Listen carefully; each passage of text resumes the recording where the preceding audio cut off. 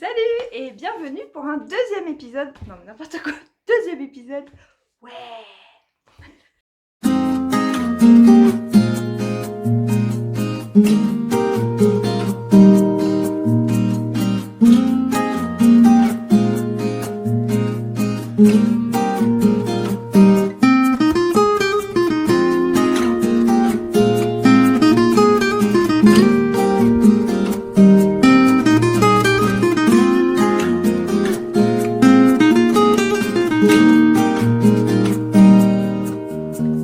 Salut, c'est Mimi et me voilà déjà de retour pour un deuxième épisode. Merci beaucoup pour tous vos commentaires super sympas pour le premier. Donc cette fois je vous accueille dans la chambre de mon aîné, enfin de ma fille aînée. Thème tropical et rose poudré. Allez, c'est parti, moi j'aime bien quand ça commence direct avec du tricot parce qu'on est là pour ça. Allez, le premier, c'est pas une surprise, vous le voyez déjà. Et vous avez vu, mon choix est fait. Je le porte parce qu'il est vraiment sympa. J'ai fini les petites manches sur ce joli petit party top que je vous avais montré, du coup presque fini la semaine dernière. Donc j'ai fini la deuxième manche. Il n'a pas encore pris de bain celui-là, mais j'ai rentré tous les fils que je n'ai pas encore coupés. Mais j'avais vraiment envie de le mettre là pour vous le montrer. Alors j'essaie de pas faire tomber la caméra. Il est très crop, hein. Il arrive vraiment très haut, vraiment au début de mes hanches. Voilà. Mais je l'adore, il est trop mignon. Sur une petite robe, je pense qu'il fera super. Et les petits effets du coup de la laine sont super jolis. Bon, je ne vais pas en reparler trop parce que vous l'avez déjà bien vu la semaine dernière. Je mettrai quand même le lien vers le modèle en bas et je vous le recommande. Il est vraiment très agréable à faire. Et si vous n'avez pas de soucis de laine comme moi, vous pouvez faire les manches longues et ça fait des petits effets de trou-trou comme on avait vu la semaine dernière qui sont vraiment très sympathiques. Alors le deuxième, vous le connaissez aussi, c'est le Love Note de ma fille. Donc il a pris son bain et vous voyez la dentelle, elle s'est vraiment épanouie. Elle est vraiment bien ouverte. Ouais, voilà, tout est bien fluide. Il est super. Il est vraiment très agréable. Ma fille n'arrête pas de le porter depuis hier matin, puisqu'il a été fini hier matin. Il a séché et tout. Donc je vous mets un petit extrait du bain et de ma fille qui le porte parce que vraiment, elle adore et elle m'a fait le plaisir de bien vouloir être filmée avec le pull. Allez, c'est parti pour le bain. Je vais vous montrer un peu comment je fais pour faire prendre le bain à mes tricots. Donc je vérifie la température de l'eau, je rajoute de l'eau calant, à peu près un bouchon, et là je vais mis 2 pulls. Je vérifie encore la température, c'est comme pour les bébés, on fait bien attention que ce soit ni trop chaud ni trop froid. Pas trop d'eau, juste assez pour plonger votre pull. On papouille pour bien imbiber les fibres.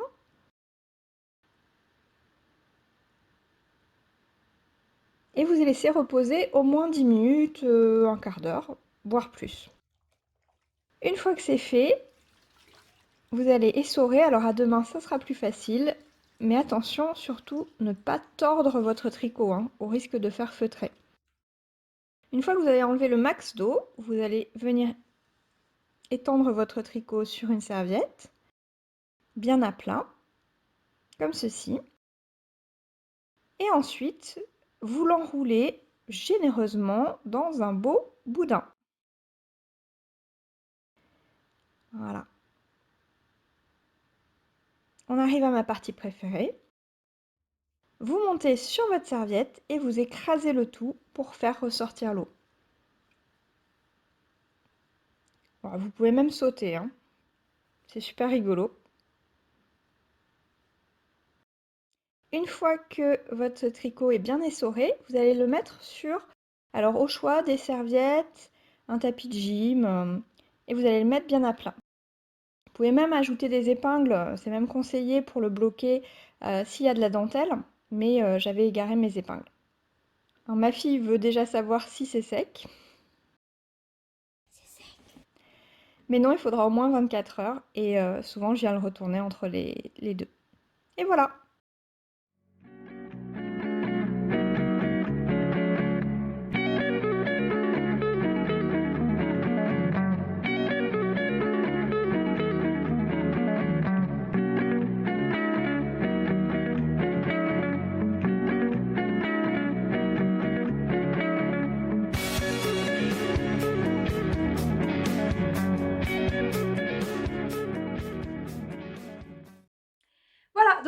passer à mes encours. Je vous ai parlé d'un projet très spécial que j'allais mettre sur les aiguilles, mais j'ai envie de vous faire un petit peu mijoter. Donc ce sera le dernier que je vous présenterai aujourd'hui. Je vais faire une espèce de spécial châle, puisque donc je vous avais dit qu'il y avait quelques projets qui attendaient depuis quelques mois dans des cartons, dans des paniers. Et ben là, j'en ai ressorti 3 pour vous montrer. Il y en a un qui est très très ancien, il y en a un qui date de l'été dernier, et puis un plus récent qui date de Noël, voilà, décembre dernier.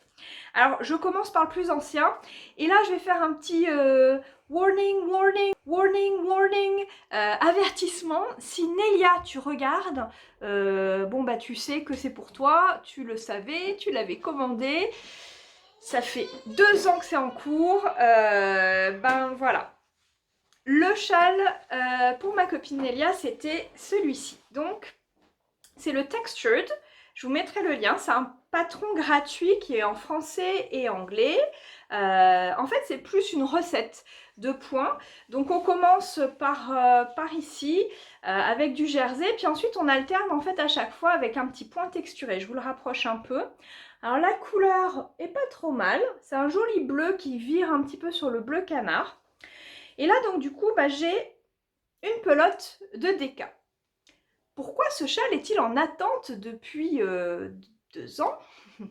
C'est qu'arrivé donc à la fin de ma première pelote, je me suis dit, eh ben, comme je n'ai pas exactement la même couleur, donc ça c'était un joli hedgehog d'un bleu, alors il faudra que je retrouve le nom de la couleur.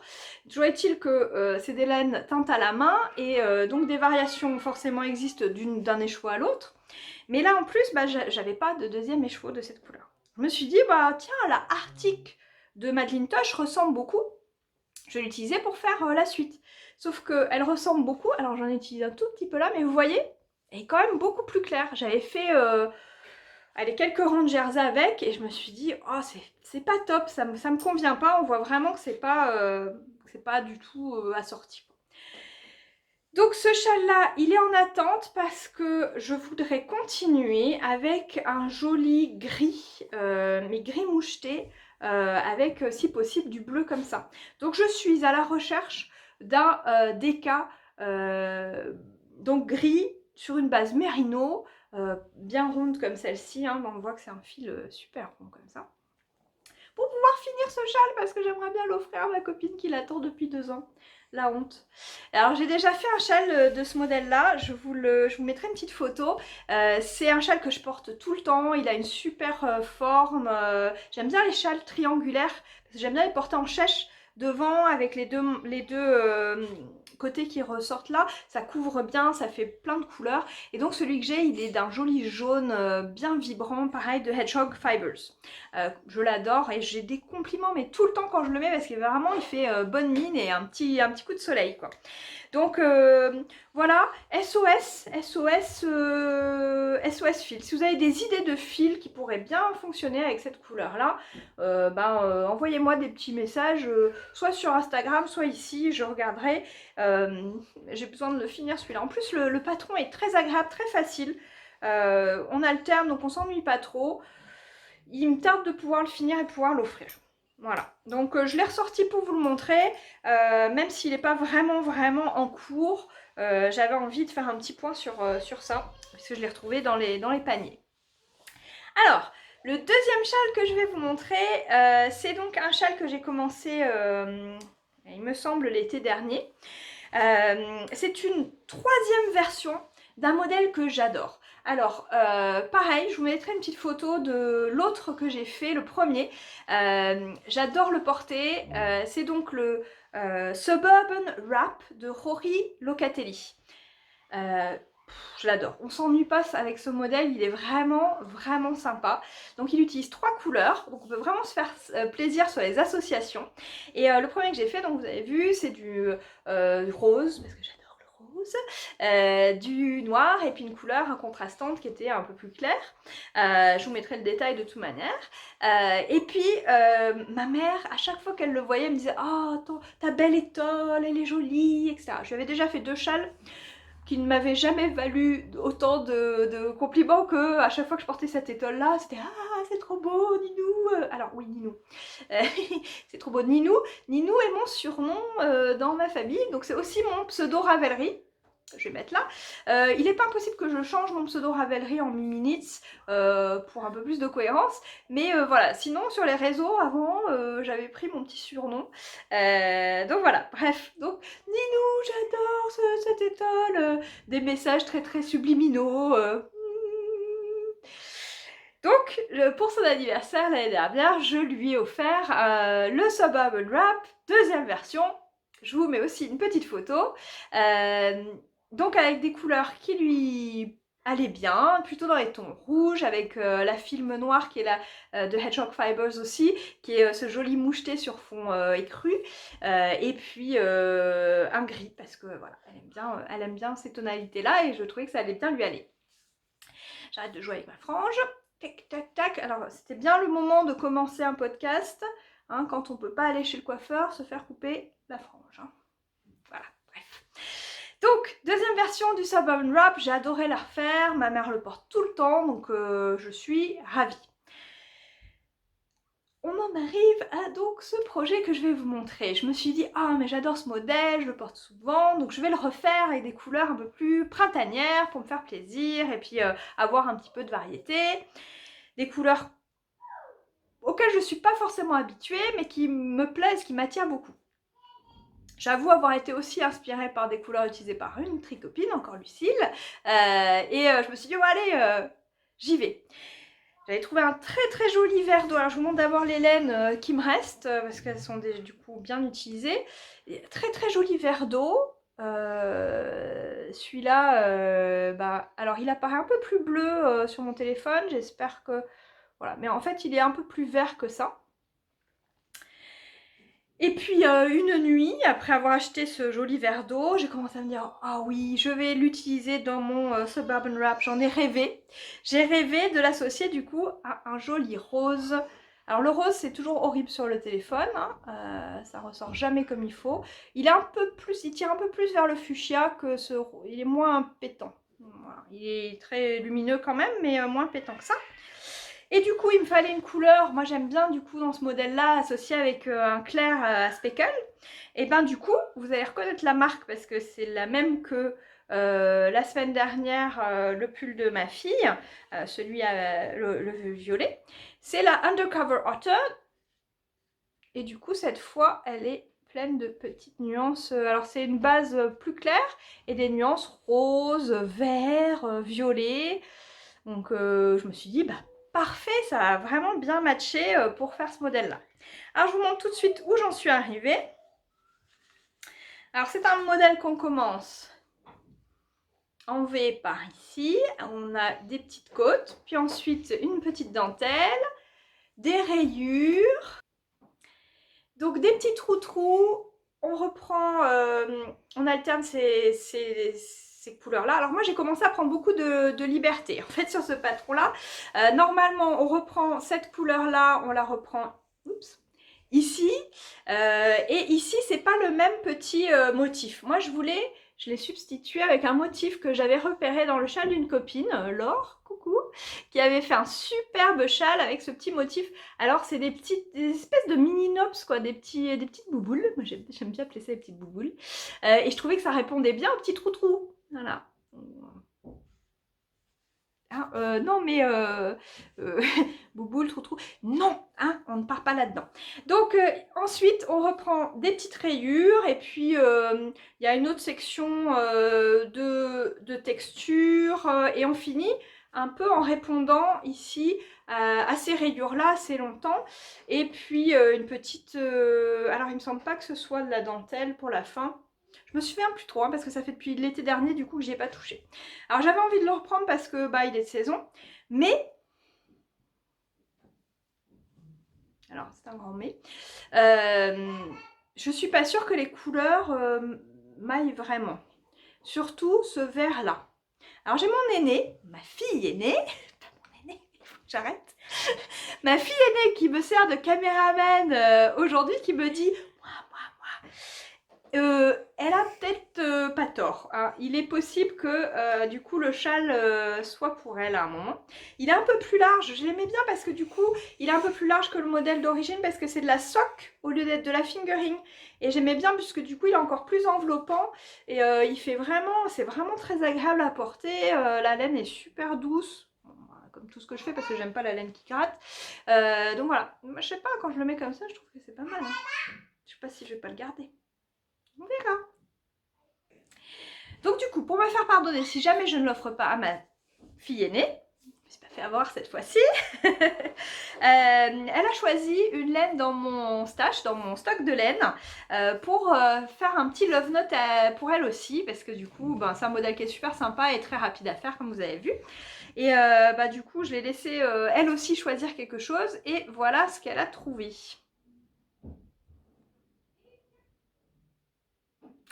Donc, je sais pas si on arrive à lire l'étiquette, c'est de la Mon Chip Shop aussi. C'était une laine aussi à chaussettes au départ. Donc, il n'y a pas de choses spécifiées sur l'étiquette, j'essaierai de retrouver. Mais alors, voilà, des très belles nuances encore une fois. Et je sais pas si on voit le Stellina du coup qui brille dedans. Je crois pas que ça passe très très bien à l'écran. Mais bah voilà, hein, des jolies couleurs. Et puis bah, ça me fait pas trop mal de lui passer parce que pourquoi? Moi je suis pas très couleur claire, ça me plaît pas trop sur moi. Pourtant c'est pas trop mal. Et elle, bah, ça lui plaît beaucoup ce combo là, donc c'est pas impossible que je lui fasse son petit love note là-dedans. Ce qui va me manquer, bah, du coup c'est le lace pour le mohair pour la doubler. Donc là j'attends de pouvoir me rendre en mercerie. Moi j'aime bien amener bah, les chevaux qui va avec pour choisir et voir ce qui se marie mieux. J'ai peut-être des choses qui pourraient fonctionner dans mon stash, donc la prochaine fois si je le commence je vous montrerai si je fais des petits échantillons pour voilà, voir ce que ça donne et si ça peut fonctionner. Donc voilà, ça ou ça. Voilà, on verra. Alors, il me reste encore un châle que j'avais envie de vous montrer, celui que j'ai commencé du coup vers Noël. Alors en fait, c'était un petit peu avant, c'était en décembre, parce que j'avais vraiment envie d'un joli châle rouge enveloppant pour les fêtes. Donc, je sais pas, j'ai eu cette idée-là, je veux un gros châle rouge. Ça me manquait vraiment dans ma garde-robe, je me dis voilà, je veux du rouge. Et puis bam, je tombe sur Instagram sur un superbe modèle, le châle Alma de Lesfilé. Je vous mets aussi une photo. Et vraiment, il m'a tout de suite plu. Je me suis dit, ah, c'est vraiment celui-là que je veux et je veux le faire en rouge. Alors vous avez vu, c'est une très très belle alternance avec un jeu de texture entre deux laines, encore du mohair et du mérino. Sauf que du coup, bah, moi quand je suis allée en boutique, je me suis dit, je veux vraiment du rouge. Et j'ai pas trouvé de mohair rouge. Et vu la taille du châle, je n'étais pas partie trop sur des laines teintes à la main, je suis partie sur du Katia. Et du coup, bah, j'ai trouvé un bel alpaga pour aller avec. Et l'alpaga, comme on a vu la semaine dernière, c'est pas mal parce que ça gratte un petit peu moins. Alors, il y a des... Je vous montre. Je vous montre. Alors, le rouge va pas trop ressortir. Ça va être un peu plus pétant que ce que ça ne l'est. Mais alors, vraiment, il est vraiment trop bien. J'adore les petites bouboules. J'adore J'adore les nops, on va partir sur le nom anglais. Non mais comment on appelle ça en français? J'adore les... Bon, bref, moi j'appelle ça des petites bouboules, c'est rigolo. Mais bon... Donc voilà, il y a plein de petites rangées comme ça sympathiques à faire, ça agrémente vraiment bien le châle. Il est immense, il est immense. Donc il s'appelle le châle Alma comme je vous ai dit. La designeuse du coup l'a fait et l'a nommé après sa fille Alma. Et j'aimais beaucoup le jeu, donc du coup on commence avec le mérino, on alterne, du coup on met le mohair ou l'alpaga et ensuite on les tricote ensemble. Alors pas tout de suite, là c'est encore le mohair et là du coup on les tricote ensemble, ce qui donne une autre nuance, une autre texture, c'est un peu plus épais. Voilà, alors mon alpaga est sûrement un petit peu trop épais et un peu trop épais, un peu trop épais pour ces parties-là par rapport à l'aiguille que j'avais pris. Puis comme j'ai pas fait d'échantillon parce que c'est un châle et que je me suis dit c'est pas la peine. Voilà, cette partie-là est un peu épaisse, mais c'est pas trop gênant. Et puis voilà, un jeu de points, vraiment c'est super, on alterne tout le temps, il y a des côtes, il y a du jersey, il y a du mousse, il y a des petits trous dans la dentelle, voilà, c'est vraiment joli. Hop, et encore des petits trous ici, des petites séances où vous vous embêtez pas trop, c'est du mousse pendant longtemps, et puis quand on commence à perdre un peu d'intérêt, hop, du point de riz qui arrive, donc là on est au point de riz. Point de riz, et puis donc le point de riz, j'en suis mais quasiment à la fin, il m'en reste la bordure. Mais juste avant la bordure, il y avait un très joli effet entre le point de riz et des côtes. Et ça faisait des petits triangles. Sauf que, comme j'y suis allée un petit peu à la louche tout le long, je recomptais pas trop mes mailles, parce que voilà, il n'y avait pas trop... Ben, je me disais qu'il n'y avait pas trop besoin de compter mes mailles, puisque je changeais juste de point, qu'il n'y avait pas trop besoin de savoir ou de tomber sur un nombre pile, etc. Et ben, je suis arrivée ici et j'avais un problème de nombre de mailles. Et ça marchait plus pour faire les petits triangles. Donc j'étais un peu déçue. J'ai fait et refait plusieurs fois ces quelques rangs là pour essayer d'avoir l'effet. Et c'était juste avant Noël, ma fille venait de se tordre la cheville. C'était le bazar. Et bam, Noël est passé. Et j'avais pas fini mon châle et tout d'un coup ben je me suis dit bon, je le mets en attente, je le reprendrai, je le finirai avant la fin de l'hiver, etc. Sauf que bah il y a eu d'autres projets qui sont arrivés, je les ai finis, commencés, etc. Et du coup ce pauvre châle est resté derrière et puis bah maintenant c'est un mastodonte qui est plus trop de saison, mais il est beau, regardez comme il est beau, il est magnifique. Donc il sera fini, mais du coup peut-être je vais y aller plus lentement, je vais me poser un jour où j'aurai un peu plus de cerveau, un peu plus de neurones disponibles pour bah, juste compter mes mailles, voir comment faire fonctionner cet effet de triangle que j'aime beaucoup. J'ai pas juste envie de faire des côtes derrière, j'ai envie de faire ce petit truc là, même si voilà, je serai la seule à le voir. Et pouvoir enfin faire la bordure. Je crois qu'il me reste plus que, en plus derrière, juste... Alors si, la bordure, c'est là que ça va être drôle, au lieu d'être des rangs, je vous montre ça comme ça, au lieu d'être juste des rangs de nopes comme ça, c'est des alternances, donc il y en a beaucoup plus. Mais ça fait joli, ça fait vraiment un petit... comme des petits pompons un peu partout sur la fin du châle. Donc j'ai vraiment envie de le faire comme il est sur le patron. Et donc voilà, donc celui-ci, le Alma, oh, puis ça fera bien quoi, un petit châle rouge pour assortir avec ouais, mes tenues, voilà.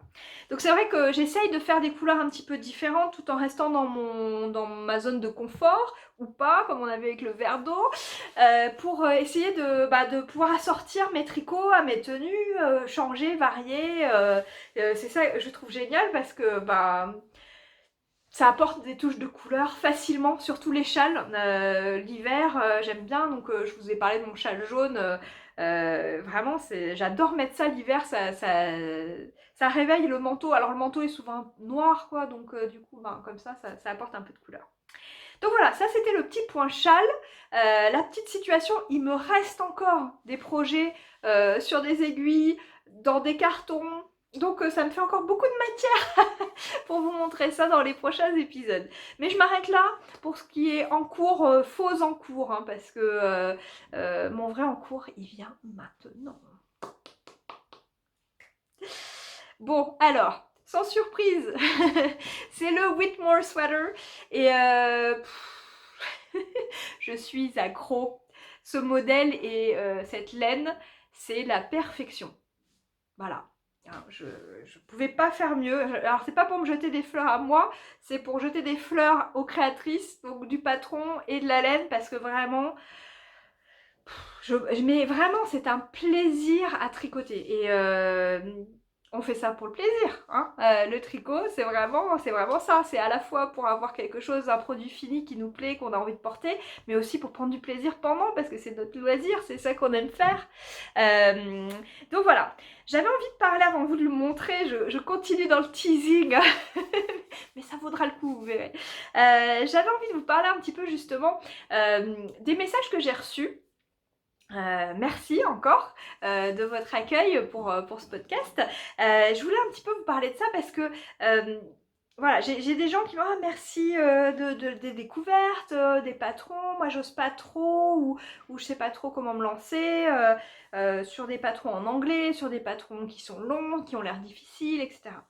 Et aujourd'hui j'avais envie quand même de toucher un mot sur ce sujet-là parce que les podcasts je trouve ça intéressant aussi pour ça, pour discuter du tricot et de ce que ça évoque pour nous. Et pour moi le tricot ça évoque d'une part l'apprentissage. Je suis tout le temps en train d'apprendre des nouvelles choses, des nouvelles techniques et c'est ça qui me plaît. Et donc le point que j'avais envie de souligner aujourd'hui, c'est qu'au tricot il ne faut pas avoir peur d'oser. Hein. Il faut oser, il faut faire les choses qui vous plaisent, qui vous attirent. Et ce pull-là, il y avait ça. Je me disais, waouh, cette dentelle ou cette forme, est-ce que ça va m'aller, etc. Ben, ça y est, maintenant, je suis dans cette dynamique que quand un patron me plaît et que tout est réuni pour que je puisse me lancer, et ben, j'y vais, je fonce.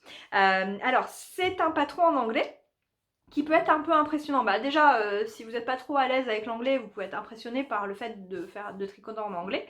Moi, je tricote beaucoup sur des patrons anglais, et même prioritairement. Hein, parce que même quand un patron est en français et en anglais, je choisis toujours la version en anglais parce que je trouve ça plus simple. Alors, c'est pas juste parce que je parle bien l'anglais, mais c'est aussi parce que je trouve que les patrons en anglais, la façon dont c'est détaillé est plus courte. Hein, je sais pas si vous le savez, mais l'anglais est une langue qui est beaucoup plus condensée que le français. J'ai la prof d'anglais qui ressort. Mais vraiment, donc quand on traduit, alors parce que j'ai aussi fait de la traduction, quand on traduit du français vers l'anglais, on perd entre 20 et 30% du texte. Hein, donc quand on fait en inverse de la traduction de l'anglais vers le français, on va rallonger le texte de 20 à 30%. Donc c'est énorme. Qui vous montre que l'anglais est vraiment une langue qui est condensée, qui est claire, qui est concise. Moi, c'est ça que j'adore. J'adore la logique. Et la logique de l'anglais, elle est très simple. Et la logique de l'anglais au tricot, elle est encore plus simple. Hein, le K, le fameux K pour knit. Ah oui, alors, on n'entend pas le K quand on le prononce dans le mot knit, mais c'est celui-là qu'on a retenu. Forcément, c'est la première lettre. Donc, le fameux K pour knit, au lieu de tricoter à l'endroit. Vous voyez quand même qu'avec juste un K, on peut exprimer beaucoup de choses. Donc moi j'adore le fait que ce soit condensé. Mais par contre, je vous parlais un petit peu des petites réticences ou des peurs qu'on peut avoir. Moi j'avais peur des grands diagrammes de dentelle. J'en ai déjà fait, j'ai déjà fait des châles en dentelle, etc. Et j'avais tendance à préférer les patrons où ils détaillaient ligne par ligne la dentelle. Et d'ailleurs dans celui de Rory Locatelli, là, le Suburban Wrap que je vous ai montré, à chaque fois que je l'ai fait, je suivais pas le diagramme, je suivais le détail de la dentelle à l'écrit. Parce que dans ma tête, je disais à voix haute, etc. Enfin, à voix haute. Non, je ne parle pas à voix haute en tricotant. Je me disais dans ma tête, voilà, knit two together, yarn over, etc. Donc bref, j'avais peur de ça. Et là j'ai plongé et je me suis dit allez, on y va. Vous avez une grande feuille comme ça, je vous montre pas tout, mais de la dentelle avec le diagramme. Les explications super courtes parce qu'il n'y a pas grand chose à part des yarn over, des knit, même pas des knit two together, c'est knit. Knit through back loop, ça veut dire qu'on tricote par le bras arrière. Et puis il y a des diminutions doubles, où on glisse 2 mailles et puis on va les passer sur la dernière maille pour réduire d'un coup. C'est pas compliqué, hein. Et vraiment, quand on regarde le diagramme, c'est super visuel. Et puis on voit la dentelle en fait qui se crée. Et voilà, j'ai osé et ça se passe super bien, je suis très contente. Je vous montre toujours pas le pull parce que je voulais vous parler d'autre chose. Je vous ai montré le papier. Je vais parler de ça, d'impression papier. La plupart du temps, j'imprime pas mes modèles. Je le télécharge sur mon téléphone et puis je suis sur mon téléphone au fur et à mesure du modèle. Là, j'ai imprimé parce qu'il y avait justement ces fameux diagrammes et du coup, je regardais le modèle et là, bam, 12 pages du modèle. Et je me suis dit, purée, ça fait beaucoup quand même en recto verso, etc. Bah alors donc du coup, chose qu'il faut quand même faire à chaque fois, hein, parce que si vous êtes comme moi et que vous avez connu les patrons de chez Fil d'Art où il fallait bien lire parce que sinon au bout de 3 paragraphes on se rendait compte que et en même temps il fallait, hein, le et en même temps de Fil d'Art, on s'en souvient, c'est la bonne blague que tu dois défaire 15 000 rangs parce que t'as pas fait le et en même temps les diminutions. Donc bref, bien lire les patrons quand même avant de commencer. Donc je lis mon patron et là je vois que sur les 12 pages du patron, en fait j'en avais besoin que de 5. 5 pour ma taille parce que du coup bah, y a plein de tailles et plein de dentelles qui vont être différentes suivant les tailles et tout est spécifié. Alors ça c'est vraiment chapeau aux créatrices de modèles parce que vraiment c'est un gros boulot d'édition, enfin là de grading, arriver à faire en sorte que le patron il a plein de tailles, surtout quand il y a de la dentelle, je me dis purée ça doit quand même être assez compliqué. Et donc bah du coup bah, j'avais plus que 5 pages. Et alors j'aime bien imprimer quand je fais de la dentelle parce que du coup bah, je fais des petites marques ou je surligne quand j'ai fini ma ligne. Et ça me permet de me repérer un petit peu et puis de savoir où j'en suis et qu'est-ce que je dois faire. Alors, chose qui est bien sympathique au bout de quelques années d'expérience, c'est que même si tu t'arrêtes en plein milieu du rang, si tu sais quand même où t'en es, tu peux lire ton tricot et reprendre en plein milieu du rang. C'est l'autre soir pendant Harry Potter, j'ai pas pu finir mon rang parce que bébé m'a rappelé, donc bébé vous avez peut-être entendu un petit peu en fond sonore, bébé m'a rappelé, j'ai dû arrêter mon tricot en plein milieu et bah du coup ça m'a bien fait plaisir le lendemain de pouvoir reprendre parce que je sais lire mon tricot aujourd'hui. Mais ça vient avec l'expérience et parce que j'ai osé aussi faire des patrons de plus en plus complexes pour apprendre de nouvelles choses. Allez, without further ado, donc sans autre... je sais même pas comment je vais traduire le without further ado. Sans autre chichi, sans plus de chichi, le voici. Oh là.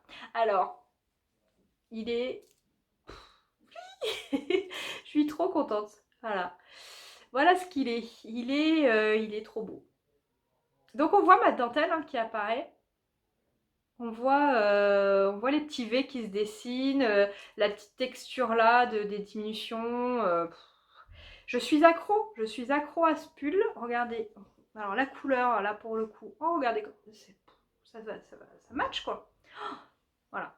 Donc on met des petits marqueurs. Alors d'habitude je fais de la dentelle sans marqueur, puis là j'ai suivi les instructions. J'ai des magnifiques marqueurs. J'ai fait tous les fonds de tiroir pour trouver tous mes marqueurs parce qu'il en faut plein. Alors j'en ai des comme ça, un peu ronds. Alors c'est qu'on le voit le mieux ici. Puis j'en ai des un peu du genre qu'il y a sur les étiquettes de vêtements. Voilà. Il faut qu'ils soient détachables parce qu'on a besoin de les Non, on n'a même pas besoin de les déplacer pour le moment. Mais bon, voilà, c'est quand même plus facile s'ils sont détachables. Donc j'ai sorti tous mes marqueurs. Et franchement, ça aide vraiment pour faire de la dentelle d'avoir les marqueurs. Est-ce qu'on se repère? On n'a pas besoin justement de compter est-ce que j'ai bien fait les 7 mailles, puis les 3, etc. Donc c'est vraiment agréable. On voit bien la texture là. Ouais, je vous laisse admirer le travail. Non, vraiment accro. Donc je l'ai commencé il y a... Bah, je l'ai pas commencé le soir où je vous ai dit que je le commençais. Parce que j'ai passé ma soirée à apprendre à monter une vidéo. Donc du coup il va falloir que je passe mon temps. Maintenant j'ai mon temps de tricot qui a diminué parce que je suis obligée de passer du temps à apprendre à monter des vidéos.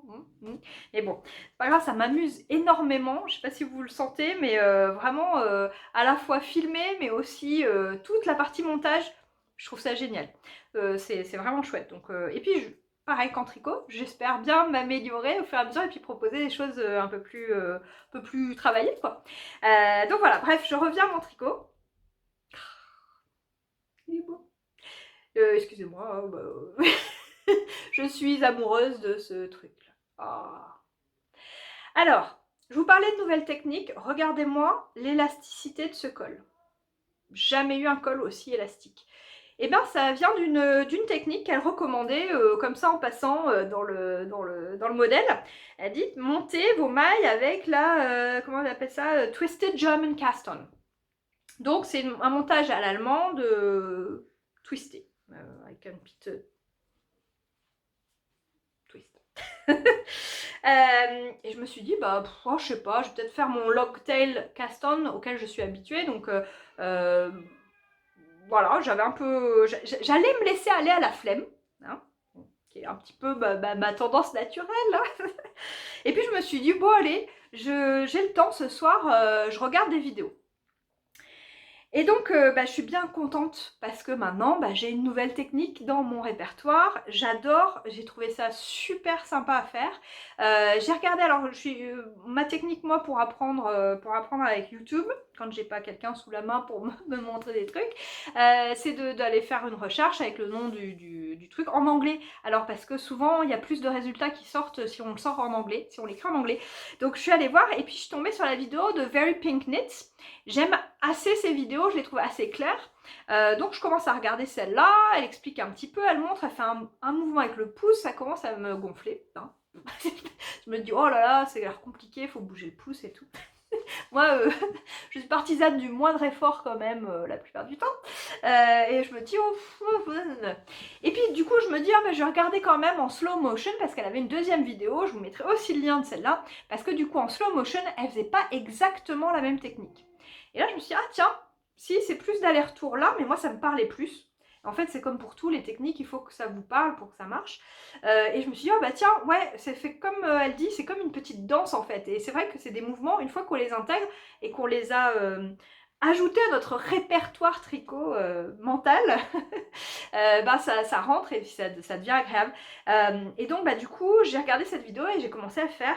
Et ça y est, je l'ai chopé. Et j'étais toute contente parce que j'avais chopé un nouveau truc. J'ai monté, alors je crois que j'avais 128 mailles à monter, donc voilà. Donc c'est pareil que le Longtail Cast On, il faut calculer combien de laine il nous faut. Donc la petite astuce que m'avait donnée ma copine Lucille aussi, c'est d'enrouler 10 fois le fil autour de son aiguille. Du coup, vous avez une longueur de fil qui correspond à ces 10 mailles. Et puis hop, vous la reportez, ça vous en fait 20. Vous la reportez à nouveau, ça vous en fait 30, etc. Et ça permet quand même d'être au plus juste. Et vous voyez, hop, sur mon petit col, il me reste que ça. Ce qui est pas mal, parce que ça me permettra de rentrer mon fil proprement après. C'était pas plus mal que de devoir faire à la louche, hein, 128 mailles. Donc j'ai monté mes 128 mailles en German Cast On.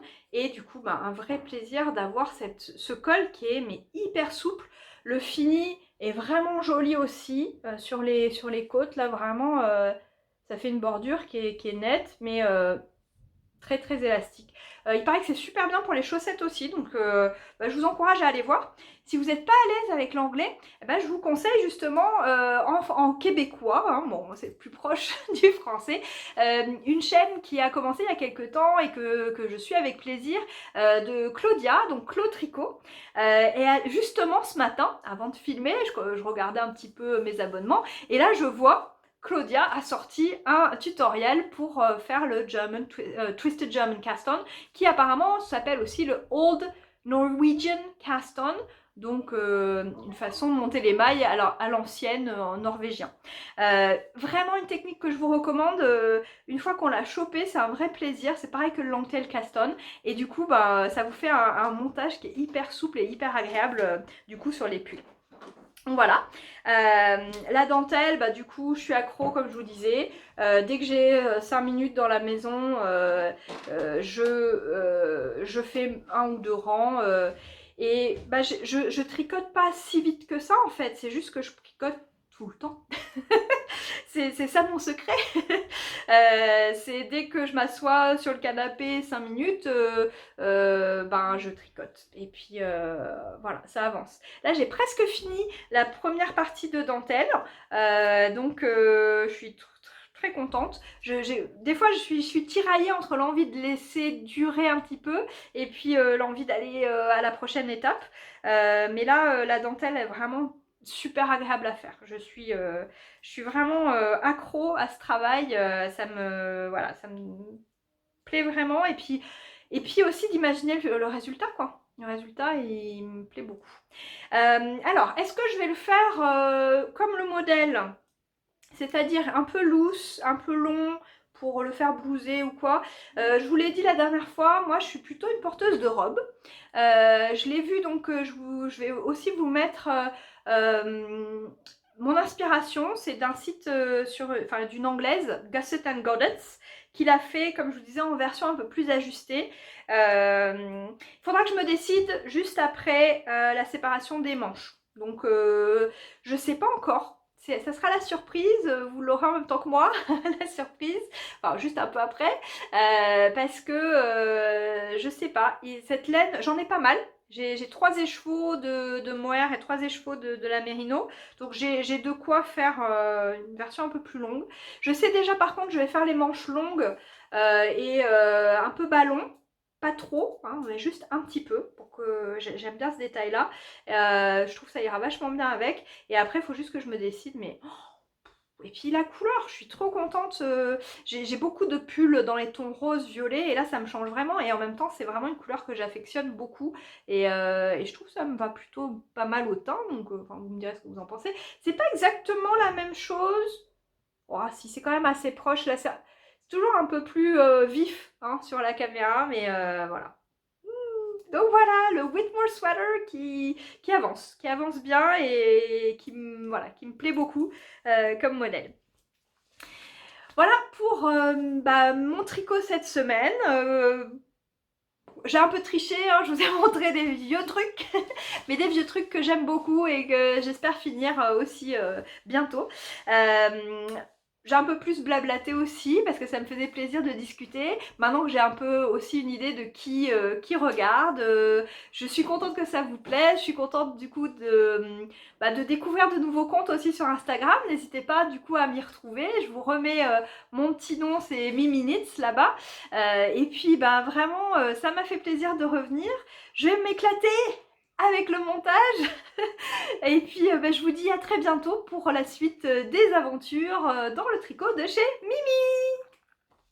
PS, pour les curieuses, la toute première image dans mon intro d'aujourd'hui, c'est la recette des cookioches. C'est un délice, c'est fait à partir de bananes, de sucre, très peu de sucre, très peu de matière grasse. Si vous avez 2 bananes qui traînent, qui sont un peu mûres, etc., c'est délicieux. Donc les cookioches de Clemfit, je vais aussi les mettre tout en bas. Voilà, à bientôt!